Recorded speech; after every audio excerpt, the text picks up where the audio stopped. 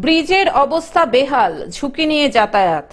পশ্চিম মেদিনীপুরের চন্দ্রকোনা ২ নম্বর ব্লকের ভগবন্তপুর ২ নম্বর গ্রাম পঞ্চায়েতের অন্তর্গত ভৈরবী নদীর ওপর ব্রিজের অবস্থা বেহাল। ঝুঁকি নিয়ে যাতায়াত করতে হচ্ছে স্কুল পড়ুয়া থেকে মুমূর্ষু রোগীদের। যে কোনো মুহূর্তে তো দুর্ঘটনা ঘটতে পারে। খুব সাবধানে যেতে হচ্ছে, রাত ভিড় যেতে পারা হচ্ছে, মানুষজন যাচ্ছে এসছে। এটা এর উপর দিয়ে সরবরাহ দুনিয়ার সব রাস্তার গ্রামের লোকের সরবরাহ রাস্তা, তার কোনো দ্বিতীয় রাস্তা নাই। এলাকাবাসীদের দাবি, দীর্ঘদিন প্রশাসনকে জানিয়েও কোনো সুরাহা মেলেনি। নিত্যযাত্রীরা জানাচ্ছেন, ভগবন্তপুর থেকে কামারখালী যাওয়ার মাঝে ভৈরবী নদীর উপর ব্রিজের ওপর বড় গর্ত দেখা দিয়েছে। যে কোনো মুহূর্তেই দুর্ঘটনা ঘটতে পারে। ব্রিজের এক প্রান্তে ভগবন্তপুর উচ্চ বিদ্যালয়, ভগবন্তপুর স্বাস্থ্য কেন্দ্র, অপর প্রান্তে কামারখালী, ধান্যঘড়ি, হুড়হুড়িয়া, রশিয়ারি গ্রামের মানুষের বসবাস।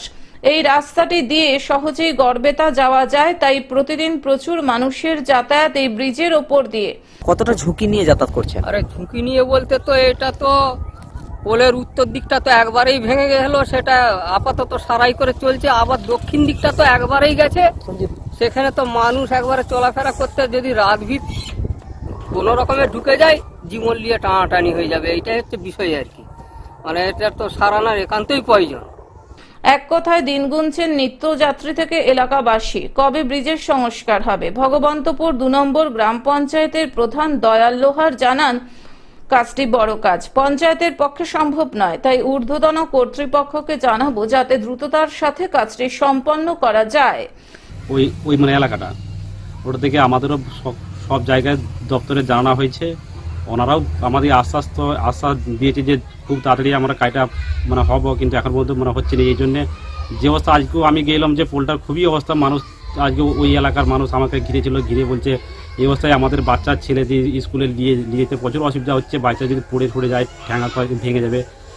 এই জন্য প্রধান সাহেব আপনাকে বারবার রিকোয়েস্ট করছি একটু দেখুন। এই জন্য আমরাও খুবই দুঃখিত মধ্যে আছি। আমিও মানে সকলকে যেটা বলার দরকার আমরা বলবো যে হ্যাঁ, যাতে তাড়াতাড়ি কাজটা হয়ে যায়। পশ্চিম মেদিনীপুর থেকে কল্যাণ মন্ডলের রিপোর্ট, গ্লোব নিউজ। এখন থেকে গ্লোব টিভি দেখুন আপনার স্মার্টফোনেও।